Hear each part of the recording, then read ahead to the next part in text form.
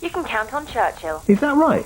When I join, I can count on you for 25% off home insurance? Oh, yes. Or 50% off if I haven't claimed in 5 years? Oh, yes. Yeah, right. He told me he's helping Rolf Harris move house. Can you tell what it is yet? No. Oh, no. For 50% off award-winning home insurance, count on Churchill. Call our UK call centres or go online. In this outbreak, you could go to the loo, make a copper, or save your family from dying. Pull your finger out. Test your smoke alarm. It is 2009. Remember the time when the internet revolution really happened, when came the fastest broadband in the land. It's fiber optic up to 50 megabits. It is the mother of all broadband. Only from Virgin. When do you want to find out that your smoke alarm doesn't work? Now or later, when you're trapped in a fire? Go on, pull your finger out. The man we think killed Sebastian Coe is still out there somewhere, and so is his possible next victim. I want to split this investigation in two. Murder and drugs are after the same man. I would like to think it was anything personal getting in the way of good policing. The badge that matters, the heart behind it. Trial and Retribution continues Friday at 9, ITV1. Sainsbury's sponsors ITV drama premieres. We've got a restaurant, believe it or not. But you can eat well and get into shape. Try steaming beautiful chicken fillets with courgettes, red peppers and coriander. Pop it in the oven. All under £2 a head from Aldi. And the money you save can go towards some fancy new running kit. Hey, where's Bill? I'm really not sure about this, lad. Aldi, don't change your lifestyle, change your supermarket. Every month at galabingo.com, over £80 million is won by 400,000 winners. Join today and claim your £20 free play. Nobody splashes the cash like galabingo.com. From only £395 per eye, you could enjoy laser vision correction from one of Europe's leading eye care specialists. Visit opticalexpress.com now. The all-new Avensis with Toyota Optimal Drive. Enhanced performance, lower CO2, better fuel economy.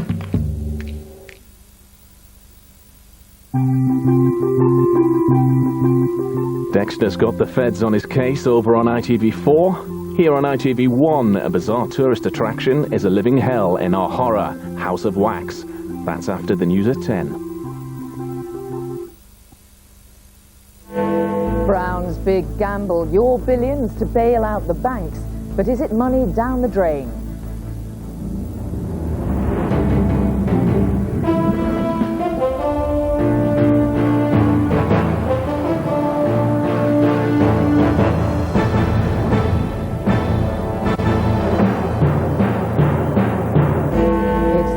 Plan to get cash moving around the economy, saving businesses and jobs. But it comes on the day RBS announced the biggest corporate loss ever. Also on News at 10.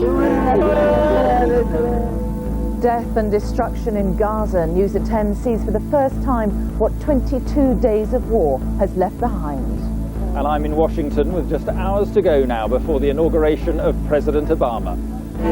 The people's president, how the man himself prepared for the big day. And selling the dream, Trevor McDonald on Obama's final steps to power.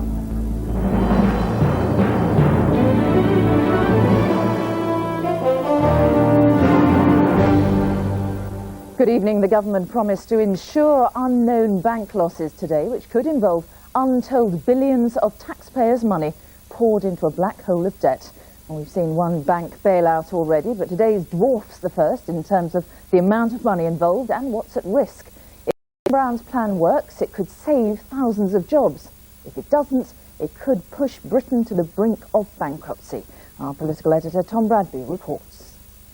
The latest bailout, according to this man, isn't about saving banks, it's about saving ordinary people up and down the country. It's about this man who can't buy a house because he can't get a loan. This estate agent who can't sell enough homes because the property market has crashed. And this man, a forklift truck driver who can't get a job because not enough houses are being built. So what can the Prime Minister do for them? This is not help for banks, but help for businesses and families by providing the capital to ensure credit for businesses and families and to raise demand in the economy. But how are we going to pay for yet more intervention? Into the giant black hole of this recession has already gone £27 billion to rescue Northern Rock, £37 billion on the last bank bailout, £250 billion on bank debt guarantees, £200 billion on short-term loans, £12.5 billion on cutting VAT.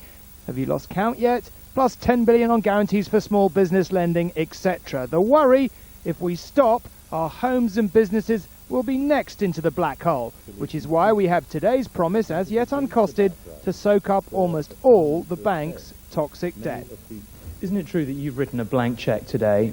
You've got no idea ultimately what we're in for or how high borrowing will have to go. You've got some people saying that we're no more than a big hedge fund, not entirely unlike Iceland, and that national bankruptcy is a real possibility. I utterly dispute what you are saying.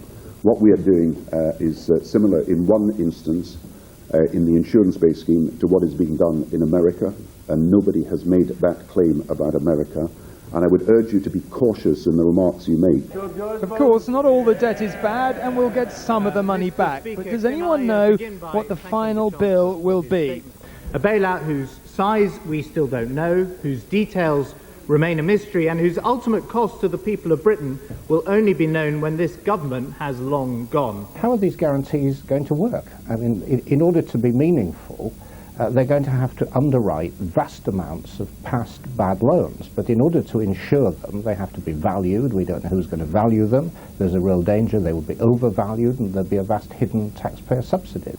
Shares in Royal Bank of Scotland closed down almost 70% today as it announced record losses and confidence imploded. We already own 70% of the bank and it could soon be nationalised. Banks still do, by and large, have capital. In that sense, the original £37 billion cheque was not a complete failure, but no one has any confidence. Today was designed to inject some.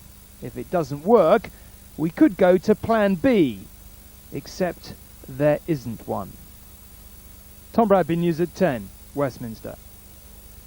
Well, the Royal Bank of Scotland losses are just one illustration of the desperate state of the economy. Its shares fell, as Tom said, by a staggering 67% today. And later this week, we'll get confirmation that the UK is officially in recession. So is today's latest throw of the dice enough to keep UK PLC afloat? Our economics editor, Daisy McAndrew, examines the evidence. Coming clean was the idea, but when RBS came clean, the markets recoiled in horror. It wasn't just sell, sell, sell, it was dump at any price. At the close, traders on this floor said RBS shares at 11p were effectively worthless. Nobody's willing to take on such an appalling book. So the bank, the government will probably have to step in and RBS will be nationalised, rather like Northern Rock. Of course, because taxpayers now own substantial parts of banks like RBS, their problems are our problems, and their main problem stems back to 2007 when they bought a Dutch bank called ABN AMRO for £63 billion. RBS now estimates that bank is worth no more than £40 billion. On top of that, this year RBS believes they will have to write down £7 to £8 billion worth of loans. But there are some who don't just think banks are close to collapse, but Britain could go bust. We won't have the credit without international support to keep ourselves going and to keep enough people in employment. And that's the problem. That's what being bust as a country means. If Britain was a company, the shares would have stopped trading and we would no longer exist. The receivers would have gone in. Is that really true? I went to one of the country's leading accountancy firms to crunch the numbers, and yes, this year's balance sheet does make grim reading. Despite £550 billion of money coming in, the outgoings far exceed that at £630 billion, leaving a shortfall of £80 billion this year alone. In fact, the accumulated debt is already £600 billion, and over the next 5 years is forecast by the government to hit £1.1 trillion. We know the figures aren't pretty, but there are some who actually say UK PLC is on the brink of bankruptcy. The government isn't broke, isn't bankrupt, but it does have significant issues that it'll have to meet. It can tax people, it can take higher shares of their spending, it can raise money on debt because it can always pay the interest on the debt by either printing the money, borrowing from someone else, or alternatively raising taxation in the long term. So the government isn't bust, but only because it has what private companies don't, a selection of get-out-of-jail cards, and none of them very appealing. Daisy McAndrew, News at 10. Well, Tom, it seems pretty clear that Mr Brown isn't just gambling on his own future, but all of ours too. Yes, and I'm afraid what is happening at the moment is simply earth-shattering. You heard what Daisy was saying there. Very possible RBS could be nationalised, maybe as soon as tomorrow, who knows. Other banks, it's conceivable, could follow suit. Just think about that for a moment. The banking sector was a huge part of our economy. The banks paid vast amounts of money in taxes. How will they fare under nationalisation? We have absolutely no idea. Second huge problem, you saw there, we're accumulating large sums of debt. At the moment we can finance it okay because people are buying our debt out in the markets. There's no guarantee that will continue. What happens if they don't keep buying it? Well, I'm afraid very bad things, perhaps very high interest rates, going to the IMF, almost anything becomes possible. Right, Tom Bradby at Westminster, thank you. Well, the last Chancellor to lead Britain out of a recession is back in the Conservative shadow cabinet. Ken Clarke is the new shadow business secretary. David Cameron, who hadn't even started school when Ken Clarke first became an MP, is hoping he will do the business against Lord Mandelson. Our senior political correspondent, Chris Shipp, reports. I'll come to the government. The bloke is back sitting on the front benches today. 3 times Ken Clarke tried to lead the Tories. 3 times they slammed the door in his face. Proof that in an economic crisis, political parties really can bury their pasts. The time has come to stop enjoying myself on the back benches and get down to contributing to preparing for government, really. Well, the M1 is, of course, a safer road than most roads. Ken Clarke has been an MP longer than the current Shadow Chancellor has been alive. Yes, the train-loving, cigar-smoking bloke has the popular touch, but his party has always feared the man who is Europe's #1 fan. I haven't changed my opinions on Europe, and David and I... And you had to change them to get back into the Shadow No, of course Cabinet? not. No, David and I know where we each stand, and I also know that David has settled the policy. You'll keep the lid on the box and you'll put it to one side? No, I will continue to have my views, and the policy doesn't raise huge issues of principle. He's made it very clear that he understands entirely that David Cameron, George Osborne and the rest of us are settled in our view. No to the euro, no to Lisbon. So, to get the man who pulled us out of the last recession on board for this one, Europe's been swept under the carpet. He is the Tories' answer to Labour's Lord Mandelson. Trouble is, some fear their big beast also has a big mouth. Well, I think we're going to have to get the snappers to go away. And like Labour, there's always the chance it'll come unstuck in the end. Chris Shipp, News at 10, Westminster. The British soldier killed in Afghanistan on Saturday was named today. He was Acting Corporal Richard Robinson of 1st Battalion, the Rifles, a highly skilled sniper. He was 21. His commanding officer called him popular, talented and confident, and said Acting Corporal Robinson had a ready sense of humour, something he said was important for a Newcastle United fan. His team commander said it was a great honour to serve with him, a greater honour to be his friend. Now, Israeli forces say its troops should have left the Gaza Strip tomorrow before Barack Obama's swearing in as president. As they pull out, Western journalists are being allowed in, so we can report for the first time the death and the destruction there. Israel says it tried to avoid civilian casualties, but it is a fact that hundreds of Palestinians, including many children, have been killed. Here's Robert Moore's eyewitness account. What is really clear to me is that by destroying vast swathes of Gaza, the prospect of any compromise has receded. The fight was so unequal that Gaza has the feel and the look not of a war zone, but of the epicenter of an earthquake. All over Gaza, the grief is mixed inextricably with anger. It's more profound than just talk of revenge. It is a visceral contempt for what Israel has done here for the last 3 weeks. And looking on are the very people, the youngsters, who one distant day will be needed if ever a peace deal will be made. At the back of the funeral we saw 7-year-old Zaki Sobey, whose uncle and 4 cousins were being buried. Israeli forces had killed them all in a tunnel, their bodies only recovered today. Zaki said, They were killed when the Israelis pumped into the tunnel poison gas. What Israeli commanders have not done, what they cannot do, is look into the eyes and see the fury of the youngest generation of Palestinians. How then could it be said that Israel's safety has been increased by this 22-day war? But does it amount to a war crime like Palestinians say?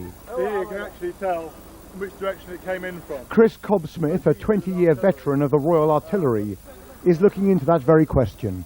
Israeli mortars fired near this UN school killed more than 40 people, including children. Mortars and artillery are an area weapon. They're completely inappropriate to be used in a built-up area such as this. You only have to look around. It's extremely built up here. It's a residential area, and this is in fact a school. In response, Israel has said it was only ever targeting Hamas fighters and never civilians. This was the sound of Gaza today.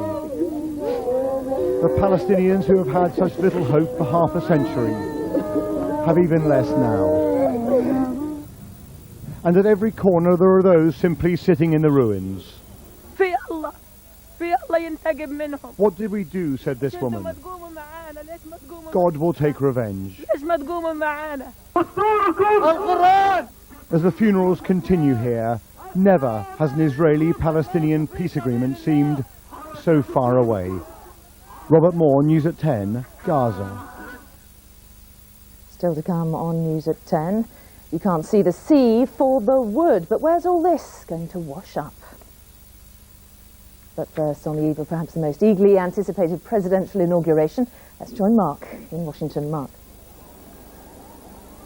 Mary, thank you very much indeed, and good evening from Washington, a city charged with excitement, expectation and hope. From across the United States they've come, millions of Americans who want simply to be able to say, I was there the day Barack Obama became president. The big day is tomorrow, of course, but today has been rich in symbolism. It is Martin Luther King Day, celebrating the life of its foremost civil rights leader, and this by a quirk of history on the eve of the inauguration of this country's first black president. First from here tonight, our Washington correspondent John Irvine reports on America's hopes and dreams.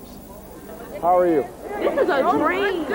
This is a dream, said the child. Well, it was once, but now for her and millions of others, dreams are coming true. What grade are you in? 4th grade? You're a very well-spoken young man. It's an impressive guy. That's what they say about him. And no doubt Mr. Obama will impress again with tomorrow's speech. But today he wanted to hear from the people he'll soon govern.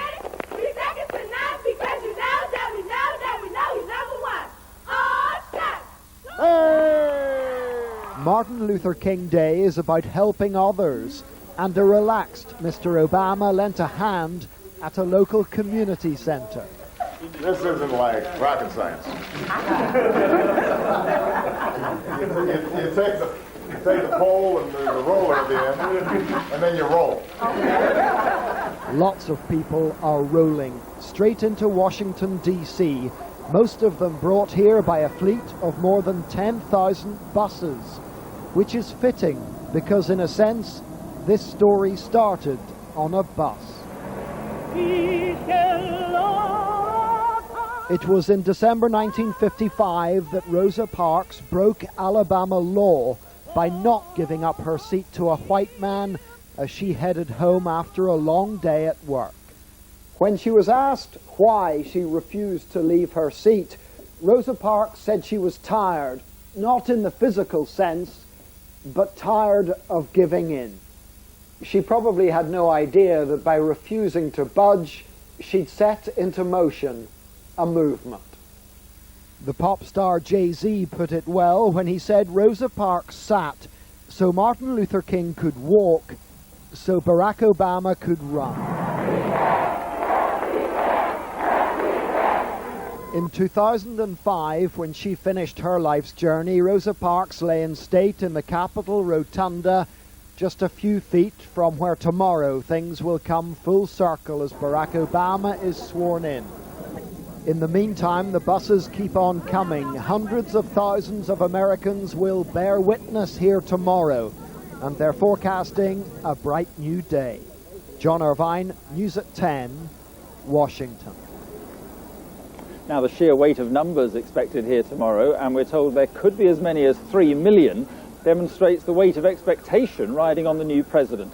He said yesterday it could take years to achieve his objectives, but on certain key policy areas, the economy for instance, Iraq and Afghanistan, it will have to be quicker than that. Our senior correspondent James Mates assesses, can he deliver?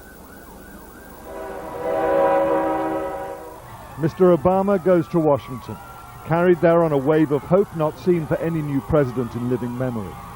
But with these hopes there are huge expectations, perhaps impossible ones. He arrives with detailed ideas, but what keeps a presidency on track is not specific policies, but principles. I see some very strong guiding principles. We are going to rejoin the world. We're going to do it very quickly. We're going to be back amongst our allies, talking and listening. We're going to engage our enemies. The southern tip of Manhattan carries a salutary lesson. Just a few hundred yards apart, there occurred two events that will define the Bush presidency, 9/11 and the collapse on Wall Street. They're rebuilding now at Ground Zero, but after the destruction of the Twin Towers, George Bush's relationship with the world was never the same. It's hard to remember now, but 8 years ago, President Bush came to office promising America would be less arrogant, would interfere less in other countries, would not get involved in nation building. Well, 8 months into his term of office came this, and we know what happened next. And the Bush era was to end with perhaps the most conservative president in history nationalizing large parts of the banking sector and bailing out the car industry too. We are committing to double the production of renewable energy in the next 3 years. Obama comes in with a program of action, but given the mess he's inheriting, how does he avoid being blown off course too? The secret, say supporters, is competence. That he's put together a team that's smart, that's capable, that has wide spread respect, and people will feel that this new sheriff in town, this new president and his team know what they're doing, are smart, and are on top of the problems. A victim of this may be the special relationship with Britain. Bush and Blair were close, too close, believes Obama. Too often recently it's been Britain and America against the world, and that must change. There is certainly a concern in London that President Obama may downgrade the special relationship in favor of stronger ties with the European Union, France and Germany. By the time Obama leaves office, Ground Zero will have been rebuilt. Where once there were twin towers, there will now be 4. But will he in that time have rebuilt America's economy, and just as importantly, its reputation? If he has one thing going for him, it's that things are so bad now, the only way may be up. James Mates, News at 10, New York. Well, Barack Obama's election was welcomed around the world, but not every country sees new hope in a new era in American politics. In Iran, there is hostility to the United States, whoever is the president. Our international editor, Bill Neely, has been allowed into Tehran and reports now on Iran's fear and suspicion. Death to America. The chant hasn't changed for 30 years and 5 US presidents. Tomorrow brings a new president. Change is in the air. But Iran's nuclear dreams will challenge him and could change the Middle East. Barack Obama, though, is already a hate figure for some Iranians. His long silence on the Gaza war convincing hardliners that he and George Bush are no different.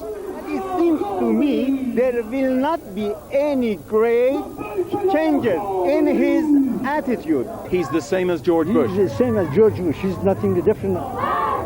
Barack Obama may stand for change, but there's no chance of a quick change here. 30 years of chanting death to America will not end with a new president. This is the defiant face of Iran, the man Barack Obama says he's prepared to talk to. President Ahmadinejad welcomed Obama's election. Does Mr. Obama represent change for you, and will you change or rethink your nuclear policy? If he's for real change, we welcome it. We'll be listening, he says, and we will talk, but we want to be respected, not bullied. Supreme power in Iran, though, rests with the supreme leader, and Ayatollah Khamenei is reserving judgment on Obama. But his representative told me Obama's is the hand of Satan in a new sleeve. There won't be any change towards Iran, he says. Obama has no room for change. And we won't change our goal. We want nuclear power, not weapons. Obama says he won't allow Iran to build a bomb, and he won't rule out military means to do it.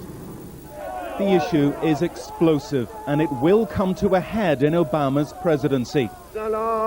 With change comes risk. In Iran today, the risks are high. Bill Neely, News at 10, Tehran.